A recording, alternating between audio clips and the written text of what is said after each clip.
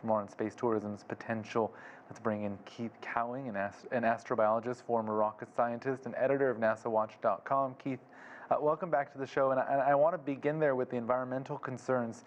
First, what are they? Will those concerns impact the potential growth of the market? We've talked about things like emissions taxes. Should they be taxed for leaving such a carbon footprint?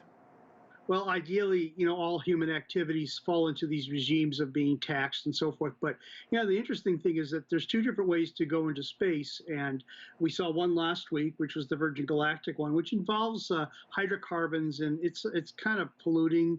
It's not that dissimilar from combustion engines. But the rocket that took off today burns liquid hydrogen and oxygen, and the exhaust that comes out is water. And it's quite easily to make using renewable energy to make the hydrogen and oxygen. So not every one of these approaches is the same. And if I can mix my colors, the Blue Origin mission is much greener than the Virgin Galactic one. But the issue of should rich people be doing this?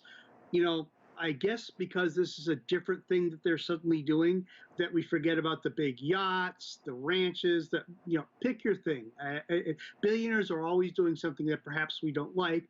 But the flip side is, we all take air travel for granted, even during a pandemic. Yet in the last century, you had rich people like, Howard Hughes and the people who ran Pan Am having these big battles, and people were upset, but now we fly like we breathe. So eventually we forget where things came from, and we forget about the billionaires. Okay, so that is eventually, but right now, do you think the fact that, as you said, blue is greener, would that be a benefit to Blue Origin as it tries to take the lead in the space race among its potential competition? Well, if you and I were sitting down, as a reporter and whatnot, thinking of how to write copy, yeah, this is kind of a no-brainer. Blue is green, and it's real. But again, this at the end of the day, this is a commodity that you're trying to sell to people. And as mentioned, some people of means, there are a million millionaires who would probably fly in this. So you got to run through those folks because they'll pay the higher cost. The idea is that eventually you find competition emerging into this, and that they drive down costs. And also people may just like the notion of something that's greener than something else. So that may be a marketable thing. But the economics that have caused billionaires to invest this money, they got rich making money in other places, so they know they have the concept of making money down.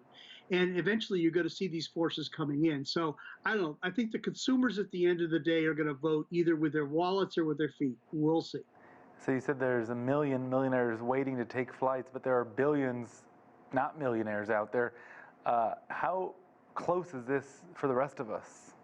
Well, that's the thing. Right now, it's as you mentioned, $250,000. I don't know if your producers have enough to pony one up for you to fly, but for me, it's unobtainable. But if you took a zero off of that, that might be something where I could turn to my wife and get her to let me pay for the ticket.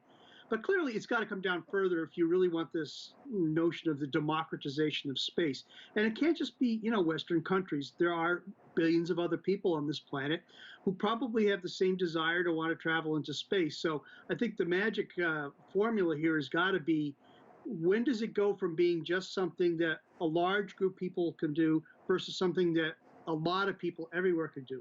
And again, air travel, although it isn't ubiquitous, it is very common around the world. It wasn't 20 or 30 years ago. Is this how it's going to be when space tourism takes off, 15 minutes flying to space and back again? Well, that's the other thing. If you're going to spend all this money, wouldn't you like a bit more of a trip? I mean, do you really want to go to an island and then just turn around and come home? And I think that's the next big step. And I think SpaceX is the one that may bring that to fruition with their larger Starship, which could take people into orbit. Because again, if you're going to spend this much money, wouldn't you like the trip to last a little bit longer? And I think that's an inevitable consequence of, if you can get people to pay this much for a short ride, how much would they pay for a longer one?